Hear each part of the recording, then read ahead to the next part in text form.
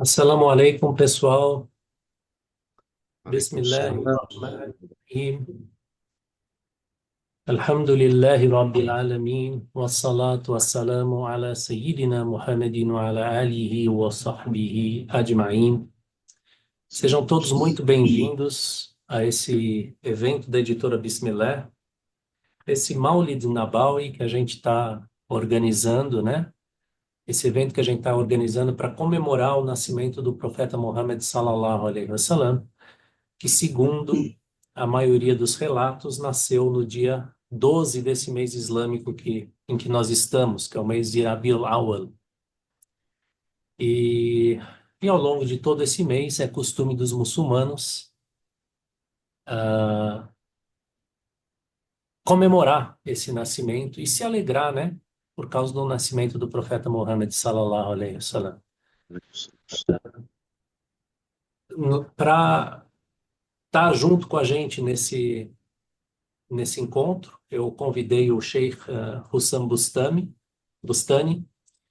que é um amigo nosso, uma pessoa de muito estudo, que também especialista no conhecimento da vida do profeta, sallallahu alaihi wasallam, e que no final dessa reunião vai falar um pouco para nós sobre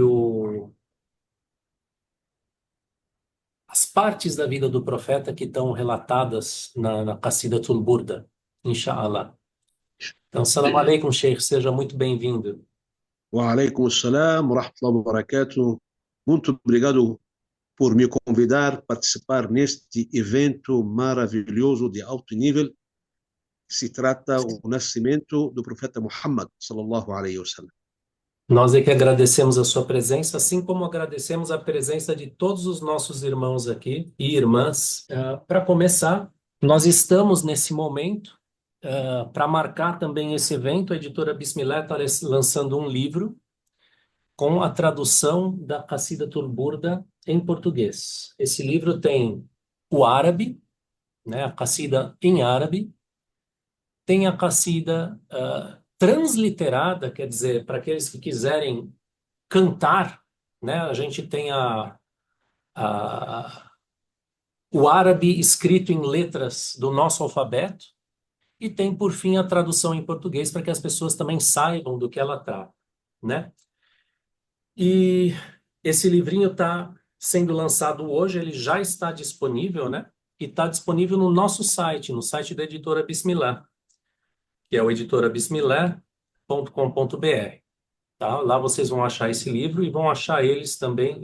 A gente está vendendo ele numa quantidade limitada e a gente vai estar oferecendo ele em promoção quando comprado em combinação com outros livros, né? E então convido vocês a entrar no nosso site e conhecer um pouquinho mais sobre esse livro e adquirir ele, caso vocês queiram ter oportunidade de fazer esse cântico de louvor ao profeta Muhammad e entender essa que é uma das poesias, dos poemas mais famosos, não só do Islã, como do mundo inteiro. Quer dizer, é famoso em todo o mundo islâmico, né? Em todos os países islâmicos ele é conhecido. Então, a gente convidou também para participar desse nosso evento, para dar uma introdução histórica, né? Sobre esse poema em particular, nosso irmão Mansur Peixoto, né? Que é o editor do História Islâmica. E depois disso, né, se Deus quiser, nós vamos falar um pouquinho sobre o profeta Muhammad, sallallahu alaihi wasallam, sobre suas qualidades e sobre sua vida, e aí sim a gente vai entrar mesmo nesse evento comemorativo, né? Mas primeiro de tudo, gostaria de pedir então a atenção de vocês para esse vídeo, bastante curto, e dar uma introdução histórica à Qasidatul Burda. A questão com Qasid al-Burda e outros livros de mesmo gênero é que a gente precisa compreender primeiro seus objetivos literários. E o que são seus objetivos literários? Cada versículo do Alcorão Sagrado, e não só o Alcorão Sagrado enquanto livro completo, mas cada versículo, ele sugere a criação de uma determinada forma literária e artística dentro do universo muçulmano. Então você vai ter livros de Rihla, você vai ter livros de Akhbar Zaman, né, que é basicamente crônicas do tempo, e você vai ter inclusive o gênero de Salawat, que é um gênero literário focado em cumprir ou expandir dentro de um ordenamento divino. O Alcorão Sagrado fala, dentro do idioma árabe, Bismillahirrahmanirrahim, Inna Allah wa malaikatahu yusalluna ala nabi, ya ayyuhalladhina amanu sallu alayhi wa sallimu taslima.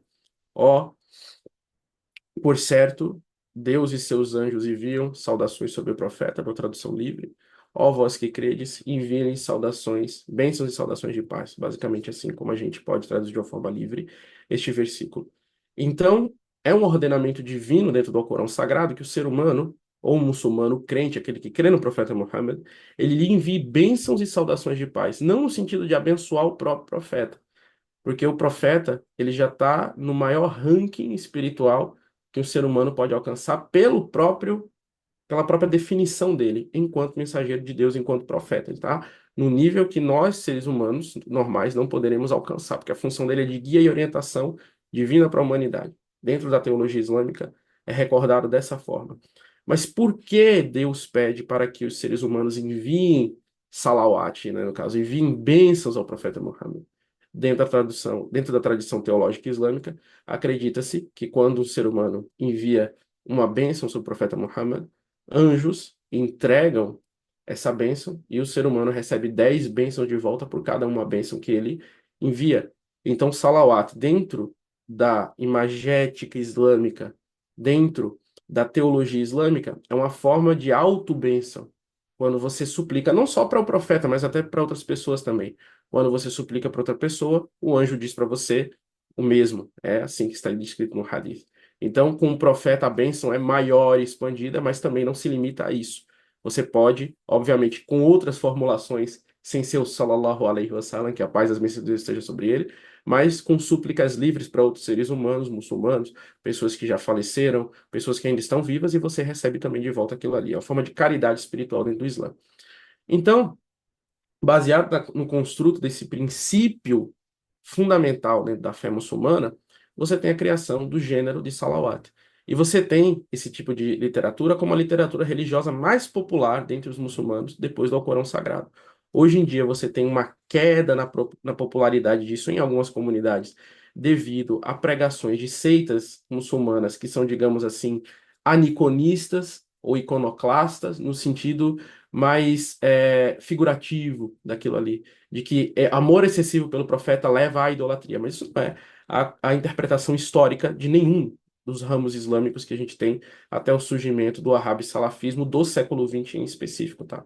Porque essa doutrina ela vai se desenvolvendo ao longo de sua história em vários desdobramentos que não são necessariamente iguais aos anteriores. Então, fora desse universo, esse gênero literário continua forte e sempre foi forte ao longo da história islâmica. Então, além da Qasida al-Burda, a Ode do Manto, a gente vai ter também Dalail al-Khairat, né, do Imam al-Jazuli, que também foi um livro nesse sentido. Também, com o Imam Abu-Siri, você tem Al-Hamziya, que é outra ode que ele escreveu do gênero Salawat, e o Imam Al-Busiri, que eu visitei, inclusive o mausoléu dele em Alexandria, ele era um dos murides, né, um dos discípulos de Mursi bin Abbas, né, inclusive os santuários de ambos na cidade de Alexandria ficam um do lado do outro. Na época que eu estudava no Egito, inclusive pude visitar, né, tanto o santuário de um quanto o santuário de outro. São mesquitas em estilo otomano e mameluco, né, uma mistura dos dois muito bonitos. São locais que, obviamente, devido às dificuldades econômicas do Egito, não são tão bem cuidadas como deveriam, mas ainda assim continuam locais extremamente importantes para se visitar quando você vai para Alexandria, e são locais onde você tem essa concentração de muçulmanos que vão visitar o local, pedir pela alma do Imam al-Busiri e ler a própria Qasida al-Burda em reuniões. E essa Qasida al-Burda, a sua fama dentro do mundo islâmico, ela é internacional ao ponto de que, de acordo com as pesquisas do professor João Reis, aqui no Brasil, escreveu o famoso livro A Rebelião Escrava no Brasil, a história do Levante dos Malês, no seu segundo livro, Al-Farro Fino, que acompanha a trajetória de um religioso muçulmano no Brasil, dessa comunidade malê, né, cujo nome era Abdul Karim, no século XIX. mostra que os muçulmanos em Porto Alegre faziam reuniões de leitura do Qasid al-Burda. Páginas dessas Qasid al-Burda, inclusive tem os folhos no livro do João Reis, você encontra essas qacidas sendo lidas pelos escravizados no Brasil no período do Brasil Império. Então a gente tem, até mesmo na gênese da comunidade muçulmana brasileira, a Qasida al-Burda, para você ver o nível de internacionalização. E ela era compilada pelos escravos de memória. Os escravos não tinham uma Qasida al-Burda livro cópia mãe para que eles pudessem em si fazer várias cópias. Então, ela era memorizada e os escravizados escreviam elas e liam e distribuíam. Por quê? A Qasida al-Burda, ela, dentro de um senso geral, dentro da comunidade muçulmana, na crença islâmica, ela é uma qasida em que cada tipo de salawat e cada parte de salawat dela, de envio de bem sobre o profeta, ela existe para uma finalidade específica, para a resolução de problemas, cura, enfim, você suplica a Deus através das súplicas pelo profeta Muhammad que aquilo ali aconteça com você. A história dela dentro da hagiografia islâmica é que o seu autor Imam Abu Siri foi curado pelo profeta Muhammad durante uma paralisia. Ele que era um religioso muçulmano africano do norte da África, né, da tribo do Sanhaja, que é uma das grandes tribos amazigues da região ali do norte da África, mas que ele viveu boa parte de sua vida no Egito.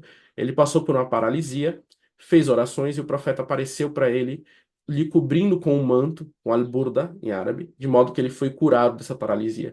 Então, quando ele acordou, ele compôs com essa inspiração divina a Ode do Manto. Então, se você olhar na arquitetura islâmica otomana, no Palácio de Topkapi, até na própria Mesquita do Profeta em Medina, do que ainda sobrou de suas estruturas otomanas da época, você vai ver que a Qasida al-Burda ela serve como fonte decorativa para paredes, para ambientes, para formas de caligrafia sagrada que vão decorar palácios, mesquitas e vários outros ambientes aí que têm alguma relação com a civilização islâmica. Então, essa é a importância da Qasida al-Burda. É um texto famosíssimo dentro do mundo islâmico. É um texto que é lido até hoje, né, junto com Dalail al-Khairat, que são os dois livros, né, do gênero Salawat, né, que são de Qasida também, que são lidos em maior quantidade no mundo islâmico, são os mais famosos até hoje, sendo compilados ali por volta do século XIII, na Idade Média, mas que continuam relevantes até os nossos dias. Né? Nosso querido Mansur, dando essa introdução histórica, né? Eu só queria fazer ressaltar um detalhe no que ele falou. Ele falou do gênero salawat, mas a Qasidatul Burda, eu estou com um livrinho aqui agora, né? Esse aqui, o livrinho. Esse livrinho, o Vitor falou, mencionou o gênero salawat, mas esse livrinho é do gênero que se chama madh também. Ele tem salawat, né?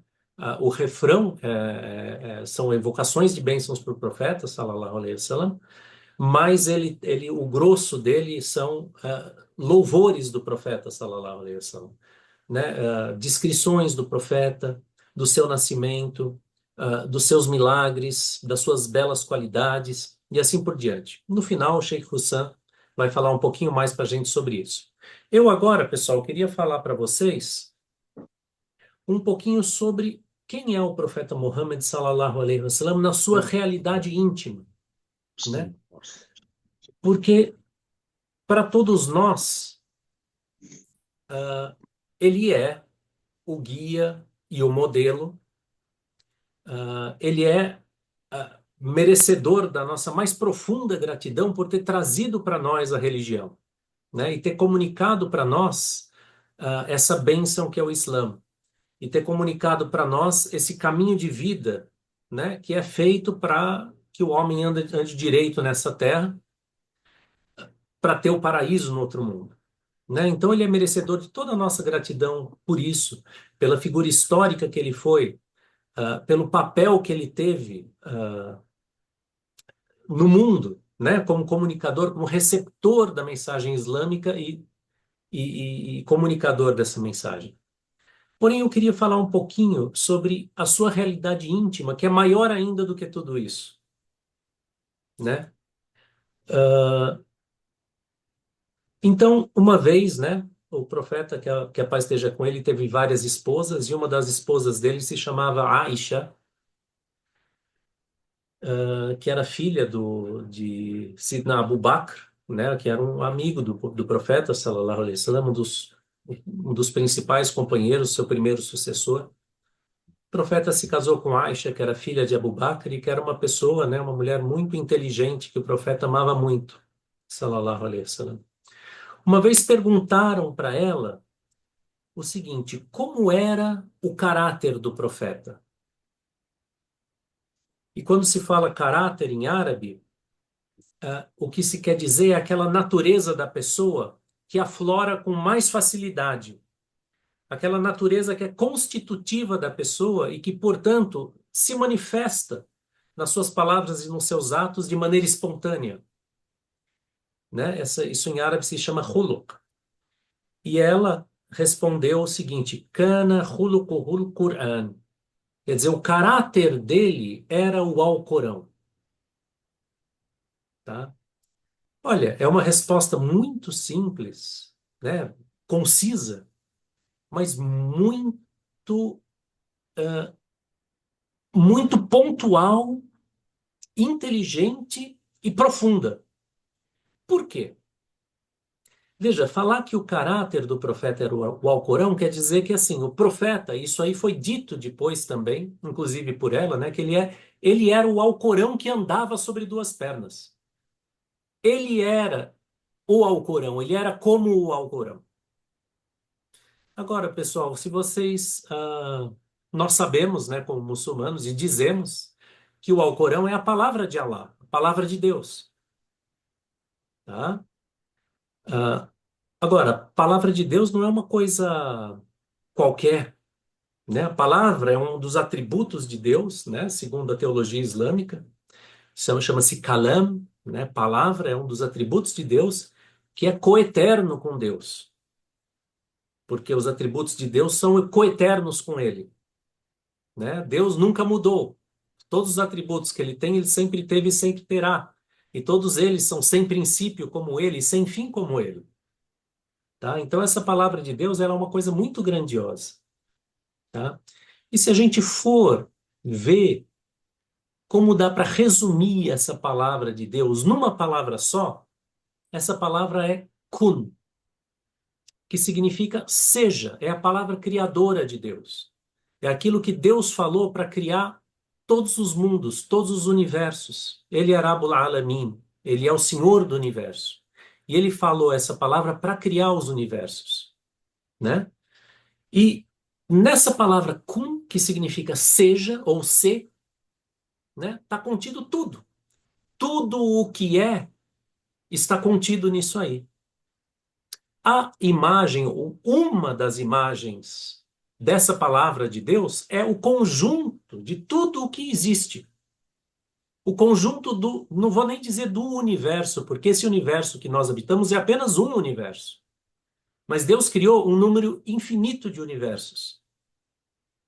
Tá? Tem infinitos universos invisíveis que nós não vemos, não conhecemos.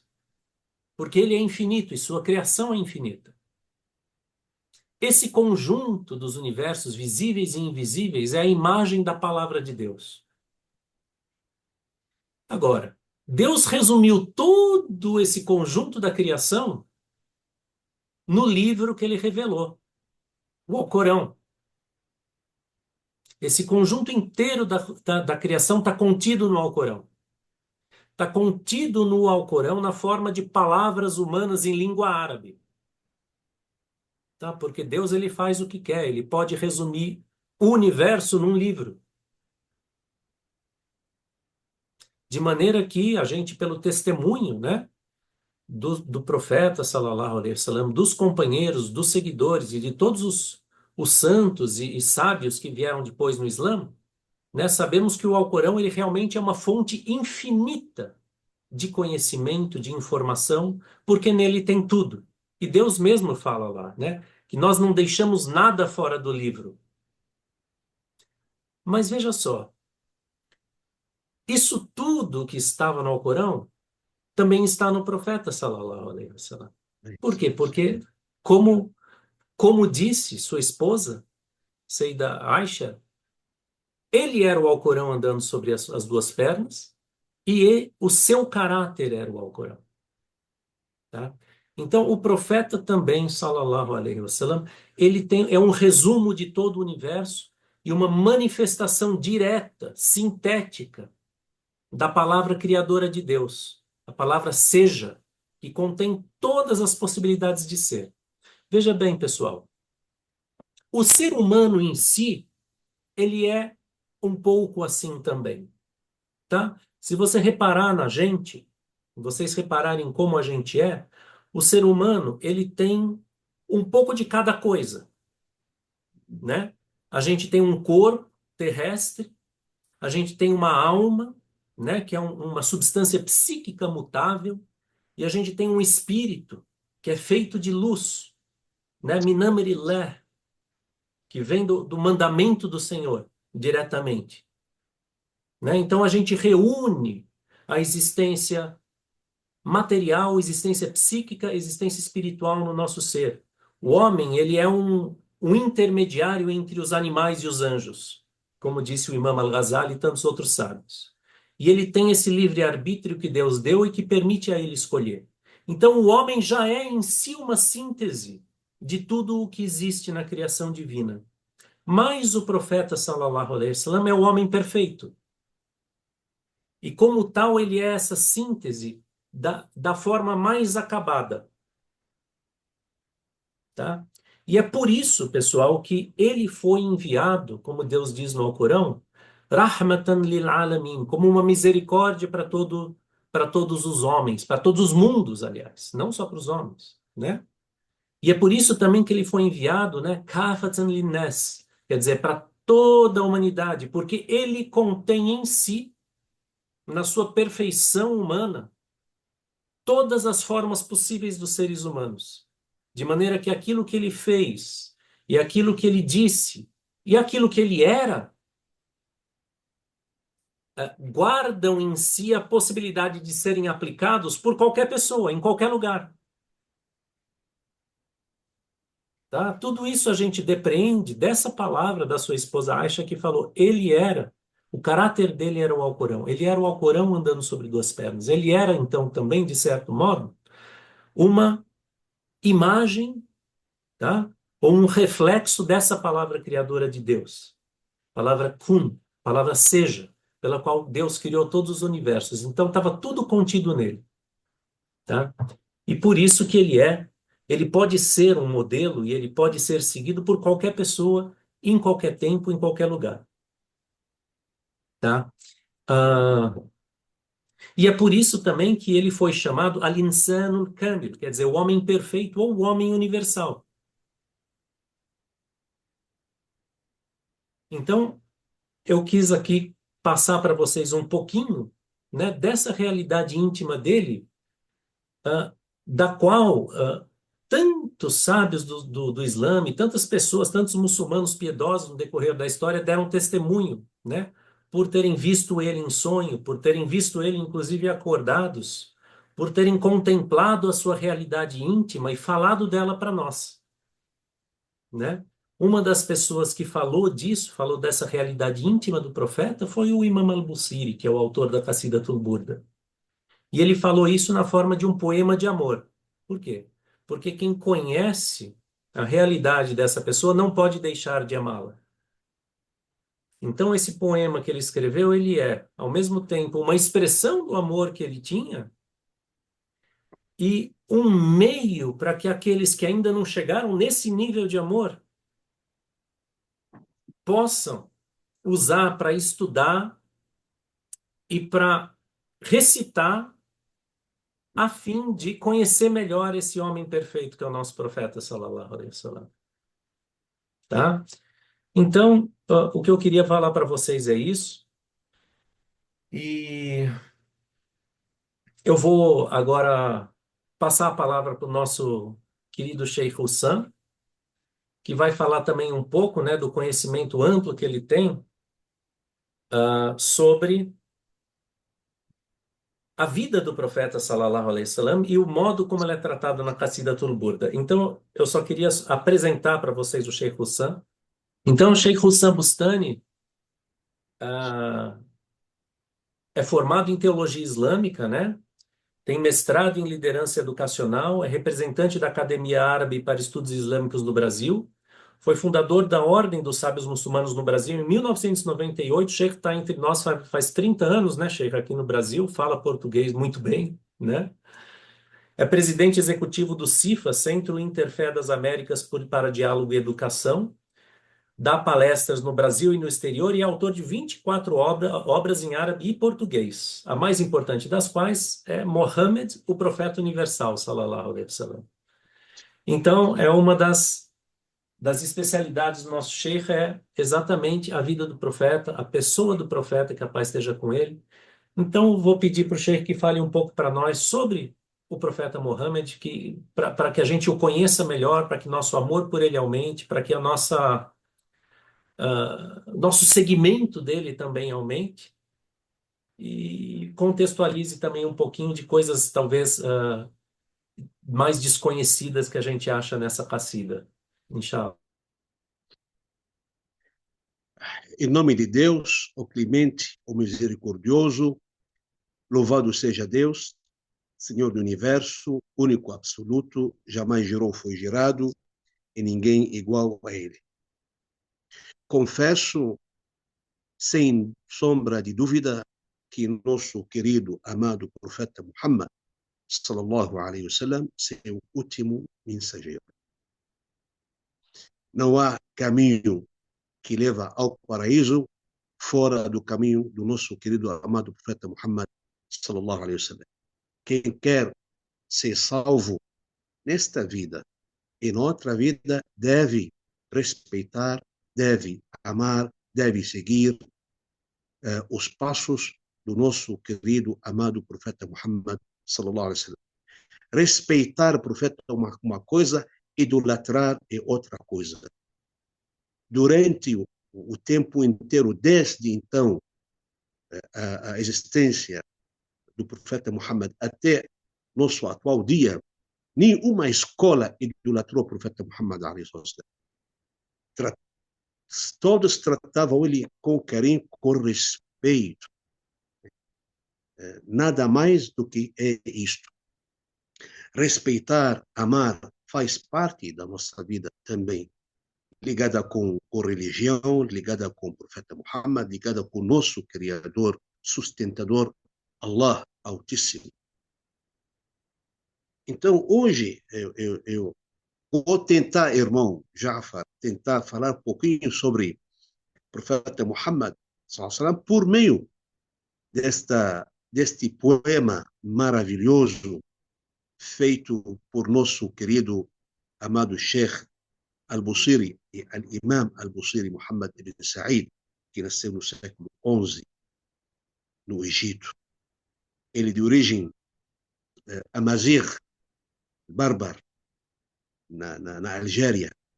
Ele de origem de lá, Samhaj, mas ele nasceu, o pai dele, a família dele imigrou de lá para Cairo, para Egito. Ele nasceu no Egito, depois ele estudou, radiallahu anhu, estudou em Cairo. Este homem, o Al-Busiri, é bom saber um pouquinho sobre ele. Ele tem professores. O mais importante desses professores, Al-Mursi Abu al-Abbas, radiallahu ta'ala anhu. Ele teve alunos também. Al-Busiri teve alunos. Os mais importantes destes alunos são Al-Gharnati Abu Hayyan e também Ibn Sayyid al-Nas, homens de peso na história islâmica, na jurisprudência islâmica e nas escolas de sufismo na religião islâmica também. Ele, este maravilhoso Al-Busiri, ele era artista. Vejam como que é. É porque ele tem aquele sentimento maravilhoso, porque ele tem aquele sentimento tão sensível, porque ele era artista. Ele era calígrafo. Ele vivia da caligrafia. Ele escrevia algumas cartas com letras lindas, lindas, bonitas, para alguns nobres, ricos,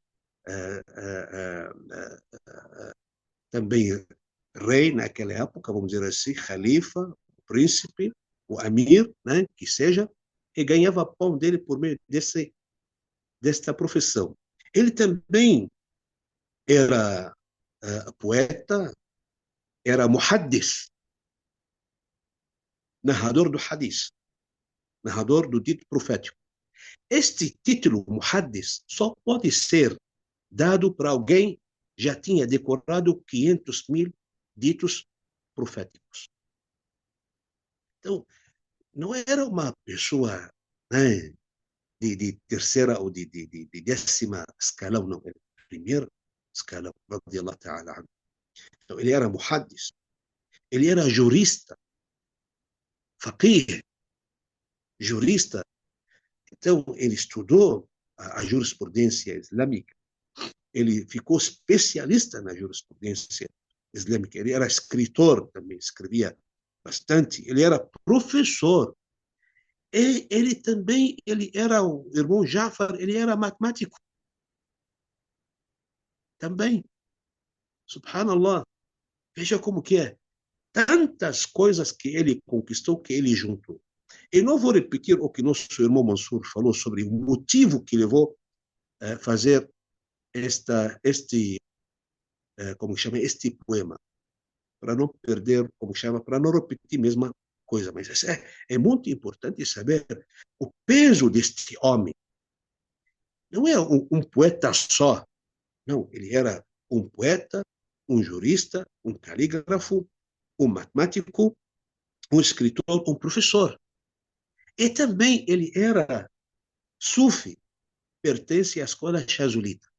Então, quer dizer, ele juntou várias coisas nobres, lindas, maravilhosas. E conseguiu, graças a Deus, conseguiu. Ele conseguiu fazer esta grande qasida, este grande poema que o mundo inteiro, hoje em dia, que seja mundo árabe, mundo islâmico, mundo ocidental também, os muçulmanos que vivem as minorias muçulmanas e outras pessoas também conseguem ou repetem este qasida. E este qasida também, este poema foi traduzido em várias línguas. A primeira língua que foi que este poema foi traduzido para ela, a língua francesa, acredita, no século XIX. No século XIX. Então, quer dizer, e foi chamada, outra coisa, puxa vida, agora me lembrei, porque eu estudei essa qasida quando eu era jovem ainda. Esta qasida é chamada, em árabe, al-qasida al-mubaraka, o poema abençoado. Al-qasida al-mubaraka. Por quê? Porque nela ele fala sobre Deus, nele, fala sobre Deus, fala sobre o profeta Muhammad, méritos do profeta Muhammad, fala sobre o nascimento do profeta Muhammad, fala sobre o Corão, palavra de Allah, fala sobre os milagres do profeta Muhammad, fala sobre o esforço do profeta Muhammad, fala sobre propaganda do profeta Muhammad, de da'wah. Então, veja como deve ser chamada, ou chamado, como chama, poema abençoado. Durante o tempo,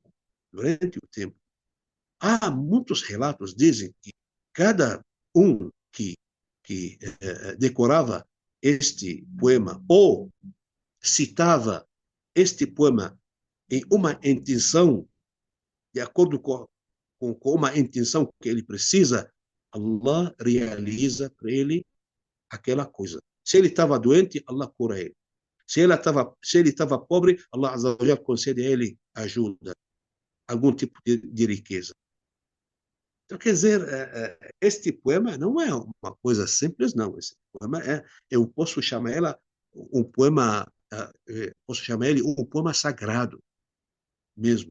E graças ao nosso irmão Jafar, ele conseguiu fazer aqui,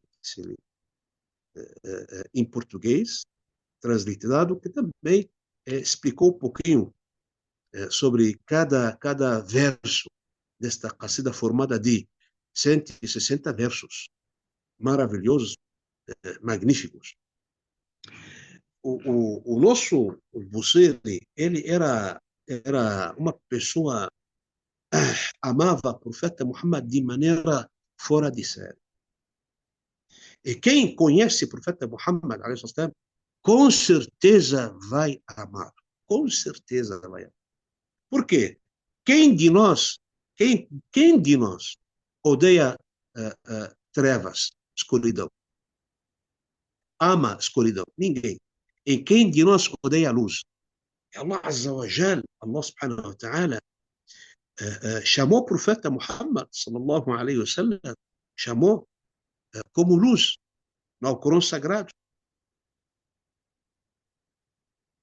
Chamou ele como luz.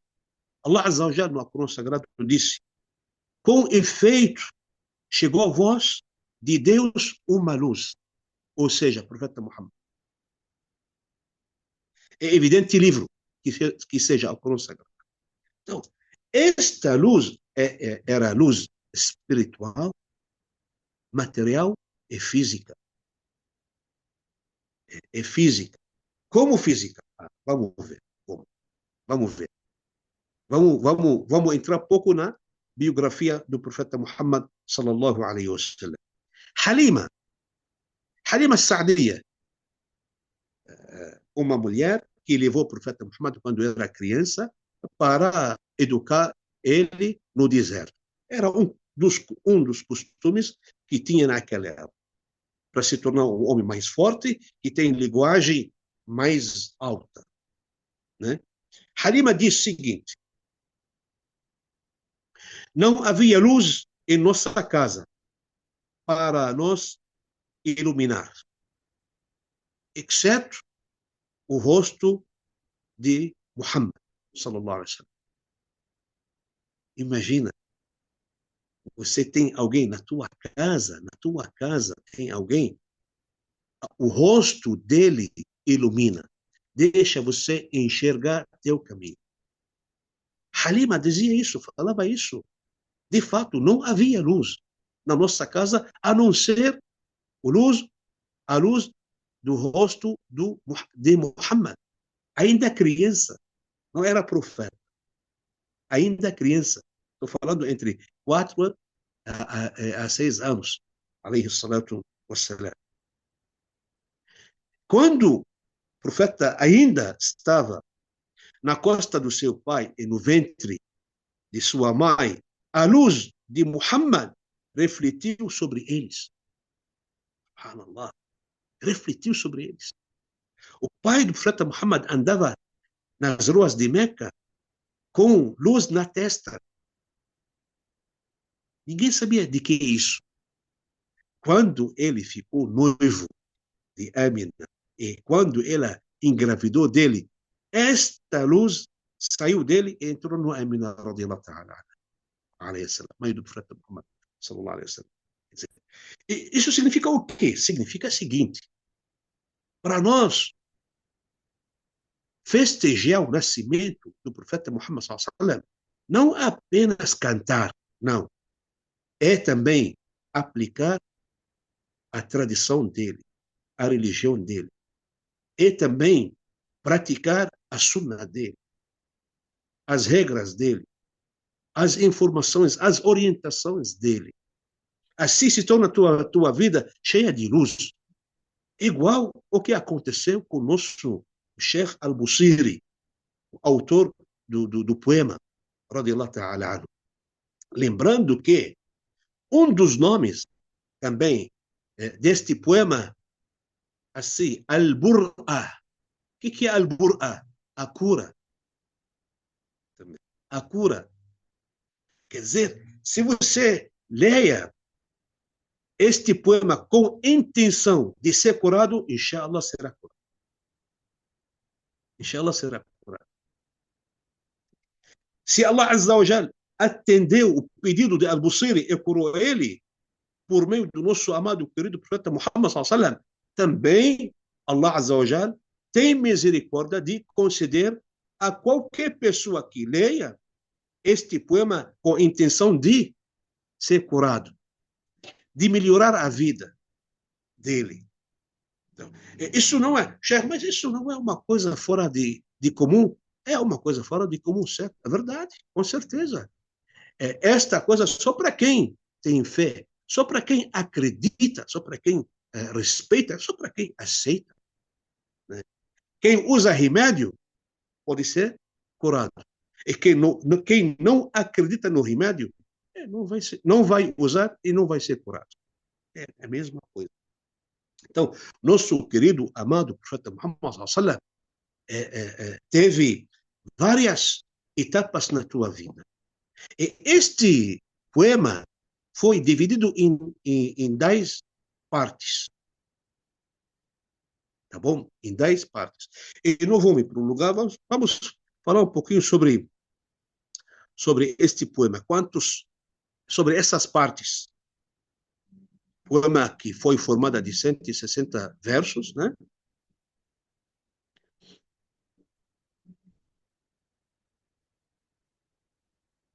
O poema está dividido em 10 capítulos na ordem.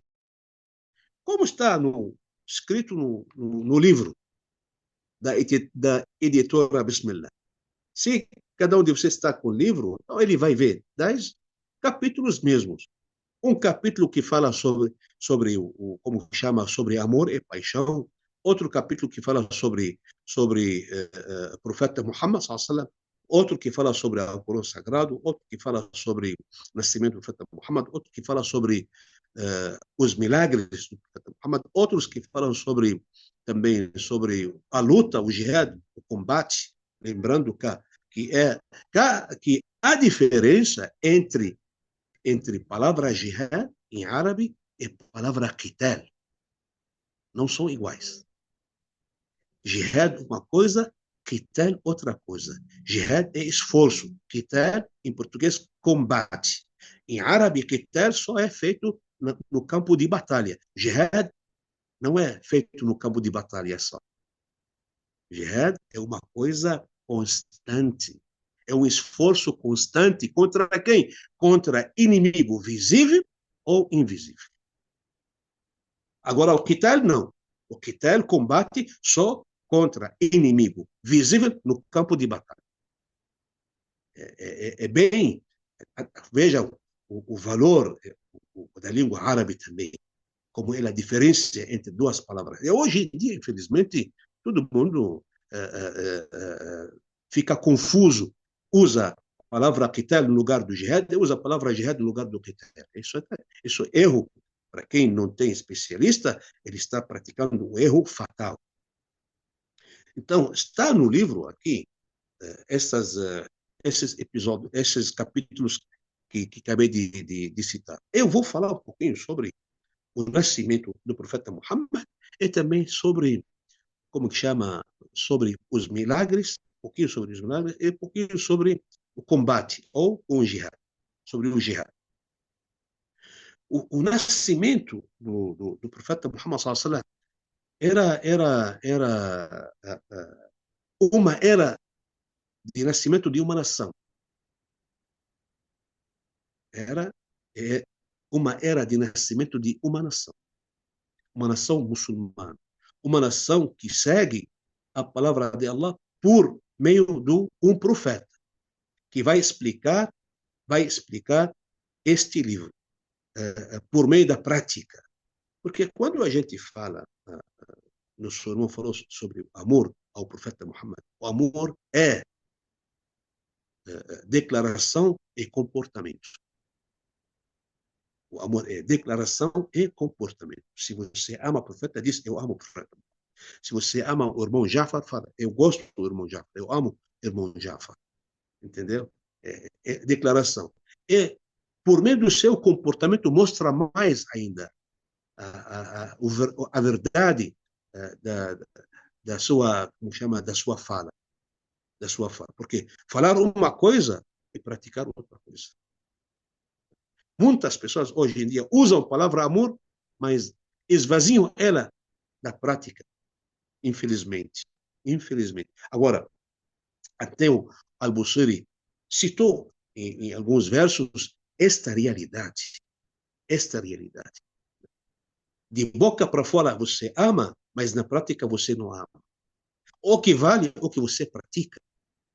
O que vale o que você pratica. Então, o profeta Muhammad, como falei, ele era a luz. No momento de nascimento dele, havia com mãe dele, Amina, 4 mulheres. 4 mulheres. Essas 4 mulheres abraçaram o Islã. Depois, quando o profeta Muhammad recebeu a mensagem, nenhuma dessas mulheres recusou. Por quê?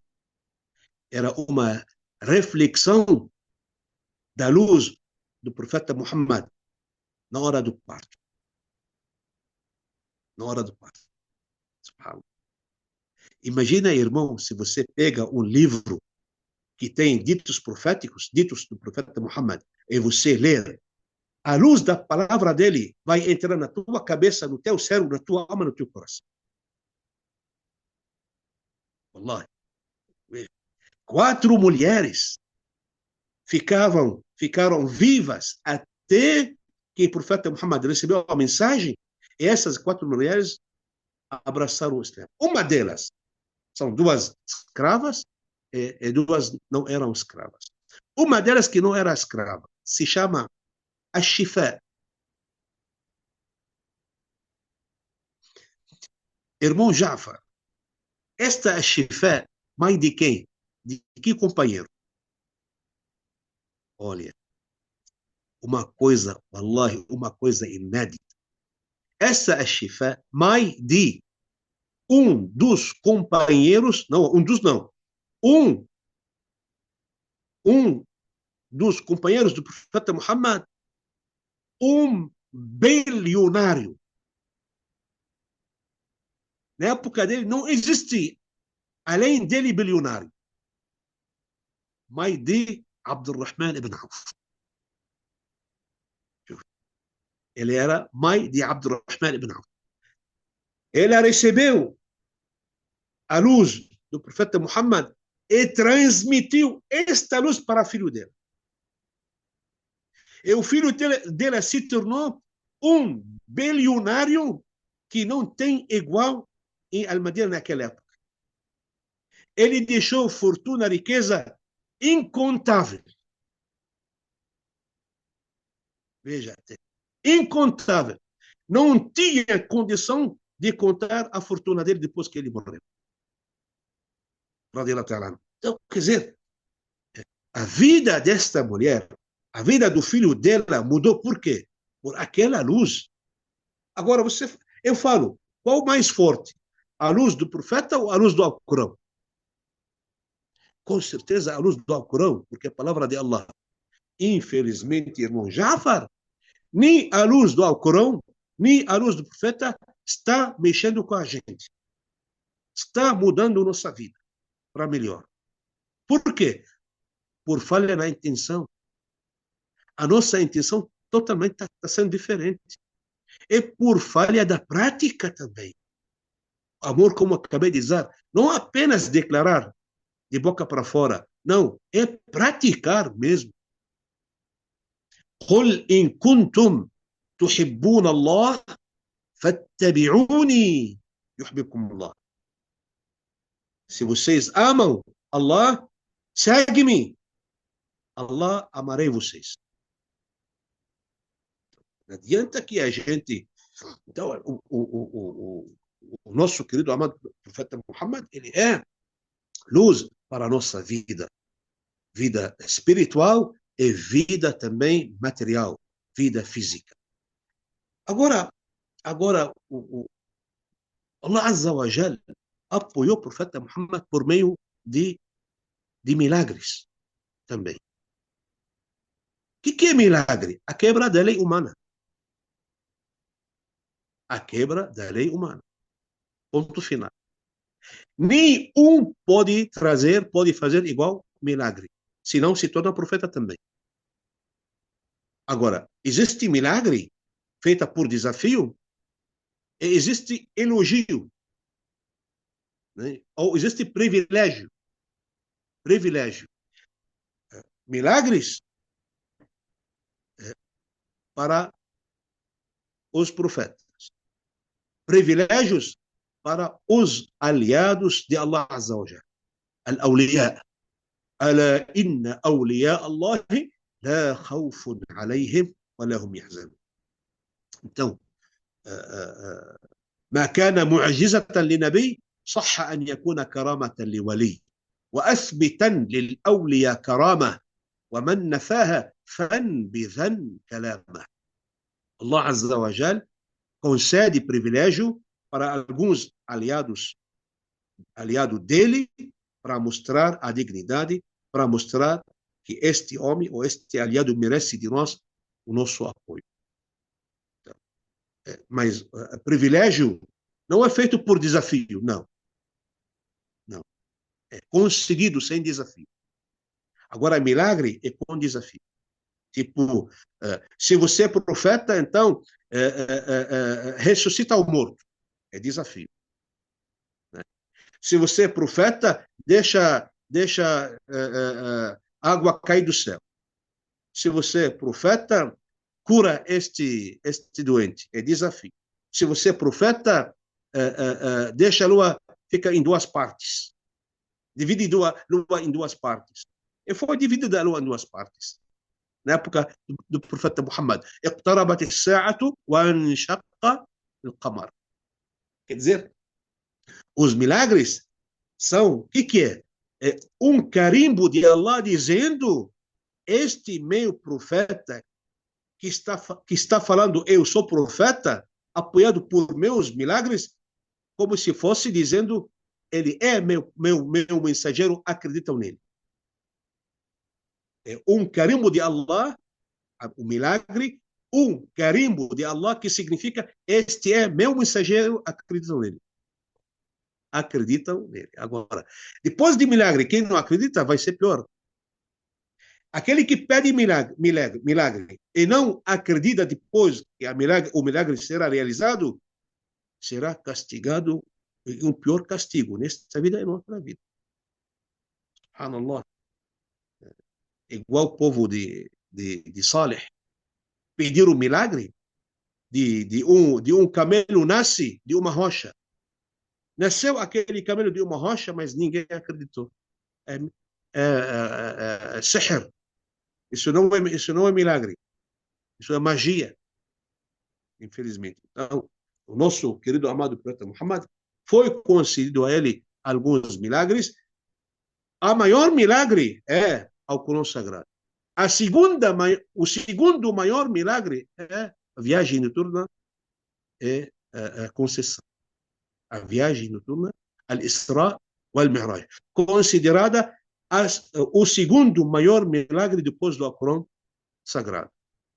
E a terceira, a divisão de lua em duas partes. Uma parte entrou na manga dele, a outra parte ficou atrás da montanha de Abi Qubais, em Meca. Como uma parte da lua entrou na manga, entrou, subhanallah, com o poder de Allah subhanahu wa ta'ala. A milagre mostra o poder de Allah, não mostra o poder do profeta. O milagre é a declaração de poder de Allah, não é do profeta. Então, quer dizer, uma parte da lua, a metade da lua entrou na manga do profeta Muhammad e outra parte ficou atrás da montanha. E alguns Quraishitas, alguns incrédulos que viviam na Meca, assistiram este acontecimento. Subhanallah. Então, quer dizer, este milagre não é uma magia, portanto, foi registrado no Alcorão Sagrado, na Surat Al-Qamar, quando Allah Azza wa Jalla disse: اقتربت الساعة وانشق القمر وإن يروا آية يعرضوا ويقولوا سحر mustamir. Bom, milagres concedidos de Allah Azza wa Jal para os profetas, alayhimus salatu wassalam. E outra coisa, terceira coisa que eu queria falar sobre o jihad. Sobre o jihad. Combate. Não, sobre jihad não, esforço. Al-Qital, o combate. Muitos de nós, até alguns muçulmanos, irmão Jafar, imagina no mundo atual que muitos que estão longe da biografia do profeta Muhammad, muitos que não sabem nada às vezes da biografia do nosso querido amado profeta Muhammad sallallahu alaihi wasallam. E no mundo ocidental também tem gente que não sabe nada. Aqui no Brasil também tem gente que não sabe nada. E a mídia, às vezes, sabendo ou não, querendo ou não, difamando a nossa religião islâmica, difamando o nosso querido amado profeta Muhammad, né? Falando mal dele, um homem-bomba, não sei o que, aquelas, né, charges que aí todo mundo já sabe, que seja na Holanda ou na França, mostrando que o profeta Muhammad é uma pessoa grossa, uma pessoa homem-bomba, não sei o que, não sei o que, não sei o que. Ou eles não sabem nada da biografia do nosso amado profeta Muhammad sallallahu alaihi wasallam, ou eles maldosos. Uma das duas coisas. Ou eles ignorantes, ou eles eram maldosos. Eu deixo uma pergunta aqui, irmão Jafar, para quem está assistindo a gente. O profeta Muhammad alayhi salam, em quantas lutas ele participou? Durante 10 anos. Porque na etapa da Meca não tinha jihad. Só tinha jihad da palavra. Jihad da palavra. É o Corão.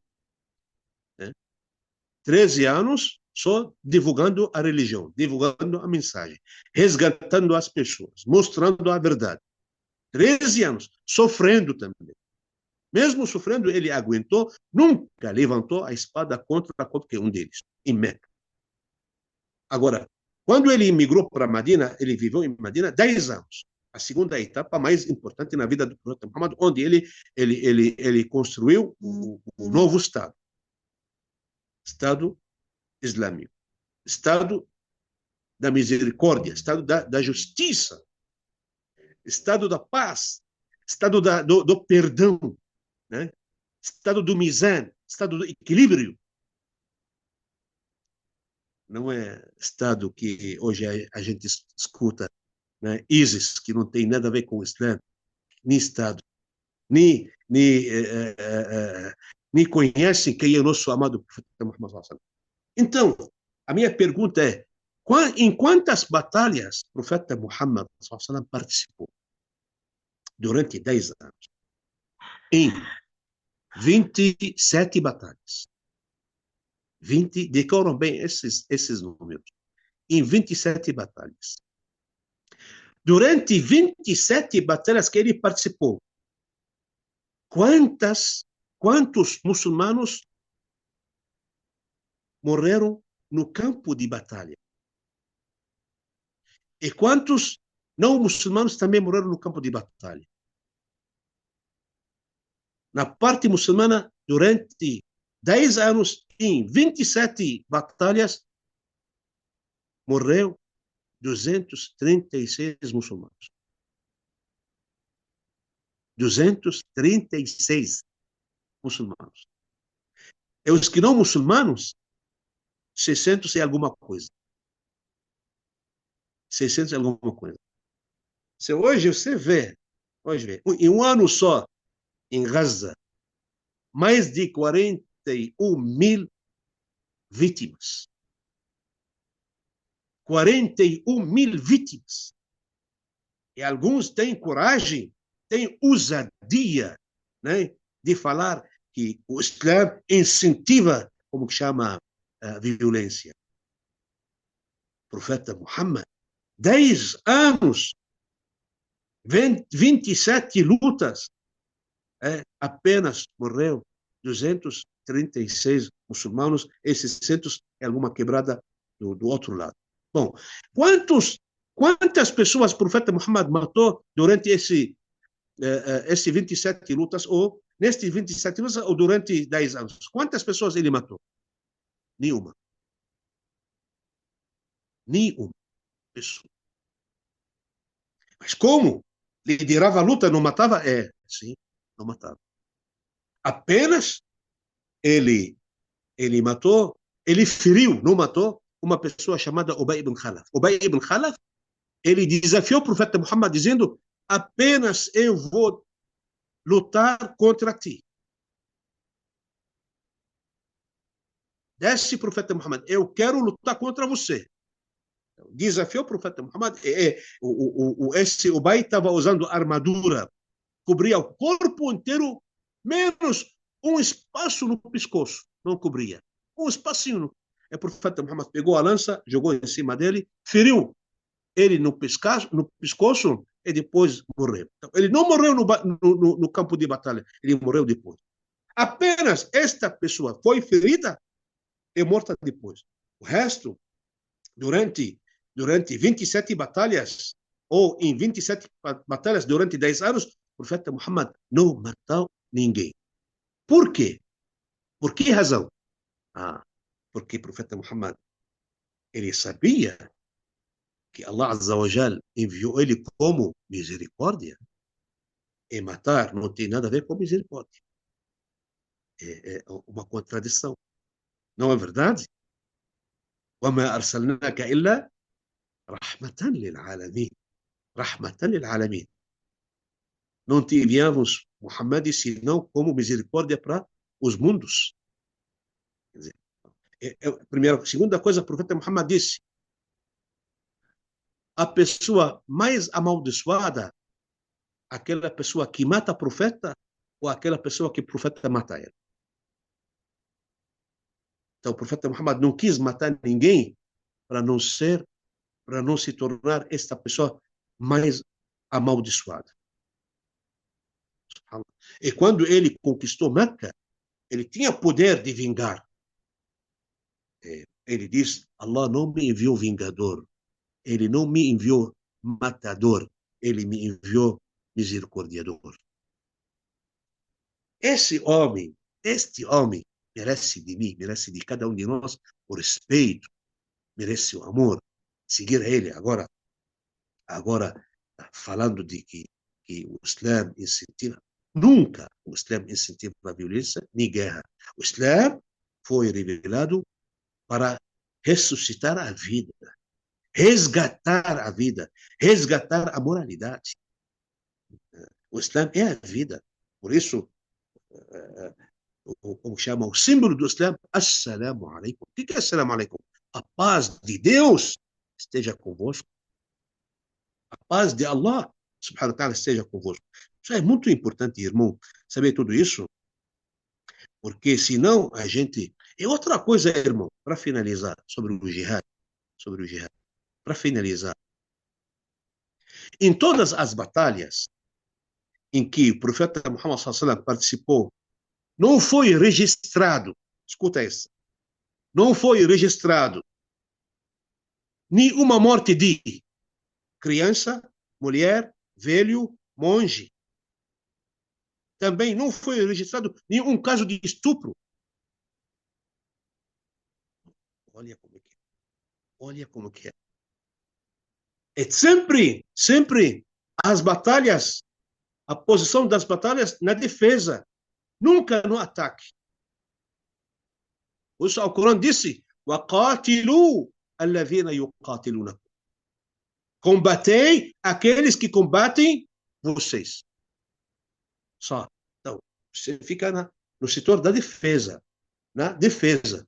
Porque não é nossa função, nem nossa missão praticar violência ou matar fulano ou ciclano. Não. A nossa função, a nossa missão, transmitir a mensagem de Allah, a mensagem de luz, a mensagem do pacificador, do misericordiador, do perdoador, subhanahu wa ta'ala, seguindo os passos do nosso querido, amado profeta Muhammad, sallallahu alaihi wasallam. Para mim, Basta, acho que demorei um pouquinho. Eu gostaria de pedir para o senhor, então, É, para que a gente tenha pelo menos um pouquinho daquele gostinho daquelas reuniões de Maulid que a gente conhece, que claro, com certeza, com para o senhor certeza. cantar um pouquinho para a gente da Qassida. É. Vou escolher algumas partes, pode ser? Sim, claro, aquelas que Em, o senhor escolher. em árabe, direto, né? Em árabe direto, isso. Direto. Inshallah. مولاي صل وسلم دائما ابدا على حبيبك خير الناس كلهم. يا رب صل عليه، يا رب صل عليه، يا رب صل عليه، يا رب صل عليه. مولاي صل وسلم دائما ابدا على حبيبك خير الخلق كلهم.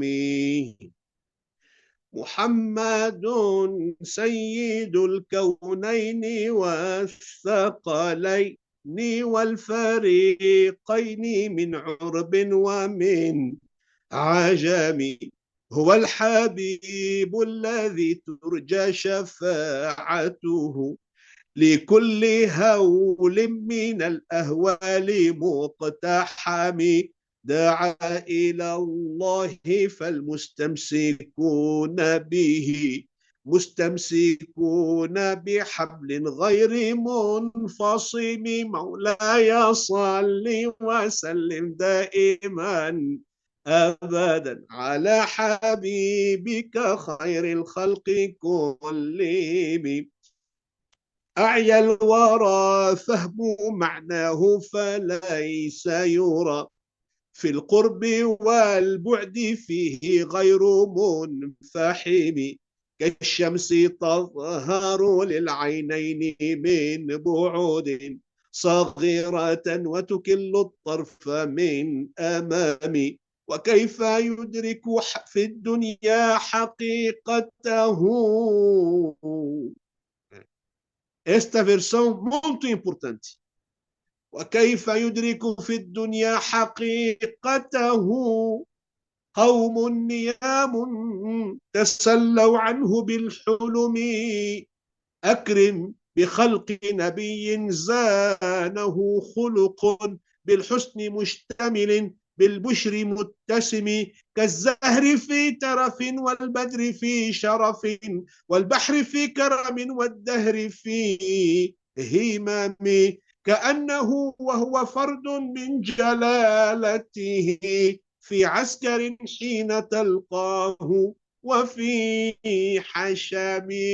مولاي صل وسلم دائما أبدا على حبيبك خير الخلق كلهم. مولاي صل وسلم دائما أبدا على حبيبك خير الخلق كلهم. جاءت لدعوته الأشجار ساجدة تمشي إليه على ساق بلا قدم. كأنما سطرت سطرا لما كتبت فروعها من بديع الخط باللقم. مولاي صل وسلم دائما أبدا على حبيبك خير الخلق كلهم. مولاي صل وسلم دائما أبدا على حبيبك خير الخلق كلهم. No final ele fala o seguinte: خدمته بمديح أستقيل به ذنوب عمر مضى في الشعر والخدم. إذ قلداني ما تخشى عواقبه كأنني بهما هدي من النعم. أطعت غي الصبا في الحالتين وما حصلت إلا على الآثام والندم. فيا خسارة نفس في تجارتها لم تشتر الدين بالدنيا ولم تسمي، ومن يبع آجلا منه بعاجله يبن له الغبن في بيع وفي سلم.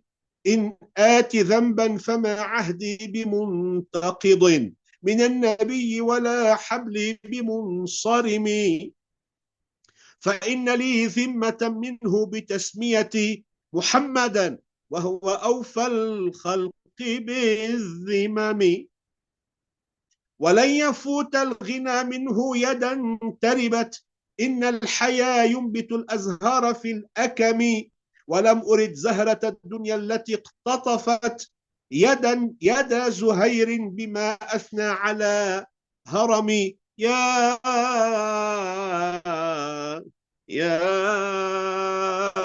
أكرم الخلق مالي من ألوذ به سواك عند حدوث الحادث العميم.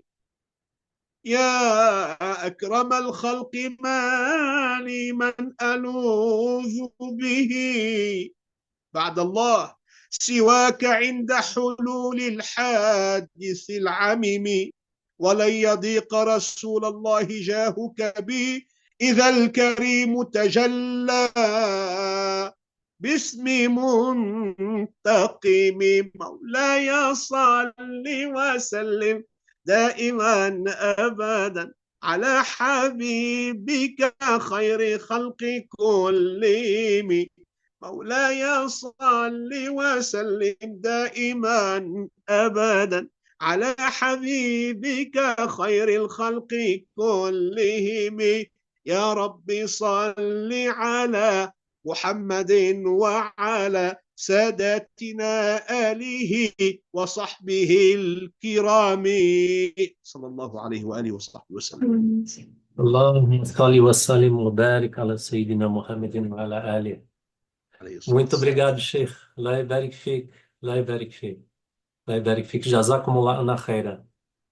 Obrigado eu por me convidar. Espero que consegui transmitir a mensagem para cada um participante. Quem participou agora ou quem está assistindo a gente em outro lugar do mundo. Peço a Allah Altíssimo derrame em cima da gente a sua misericórdia, teu perdão, tua paz. E também faz a mesma coisa nas áreas bem que vive bem de conflito, nas áreas de miséria, né? Que vive de conflito, de fome, de medo, de guerra também, de violência. E Allah derrame em cima deste mundo sua paz, sua misericórdia, teu perdão também. Tu és muito generoso. Amém. Amém, amém, amém, amém, amém. Muito obrigado, então, ao senhor, Sheikh. Muito obrigado também a todos os participantes. E o Sheikh cantou aí apenas uma pequena parte da Qassida, né? Ele cantou de forma mais completa ao final, né? Agora, essa pedido de intercessão, né? Inshallah, pedido de intercessão no dia da ressurreição, né? E então a gente convida todos também a conhecerem isso aí e a gente agradece, né? Agradece a presença de todos e agradece ao Sheikh por ter trazido para a gente mais informações para a gente melhor conheça, melhor ame o profeta Muhammad sallallahu alaihi wasallam. É isso aí. Muito obrigado a todos e até a próxima. Eu espero que essa aqui seja a primeira de muitas, né? Quem sabe no ano que vem a gente não faz um outro Maulid um pouco maior e quem sabe a gente não faz um presencial, né? Se todos gostaram, quem sabe no ano que vem a gente faça uma comemoração dessas presencial e com a sua presença, Sheikh, para cantar para a gente ao vivo. Bom, eu seria, como que chama, você muito feliz. Falando disso, da alegria, eu quero anotar última coisa. O nascimento do profeta Muhammad nascimento da felicidade e da alegria. Por isso, irmão Ja'far, Nabi alayhi salam, apesar de tanta tristeza, ele era sorridente. Subhanallah, subhanallah. كان كثير التبسم كان كثير التبسم في اللغة العربية كان بساما. بسام يعني كان كثير التبسم. نحن hoje em dia, apesar de tanta tristeza que a gente está passando, tem espaço para como chama, para alegria. Tem espaço para felicidade. Tem espaço para sorriso. Principalmente se a gente trata a vida da pessoa mais amada, chama Ahmad, e chama Muhammad, e chama Mahmoud. Muito obrigado, Sheikh, e muito obrigado a todos.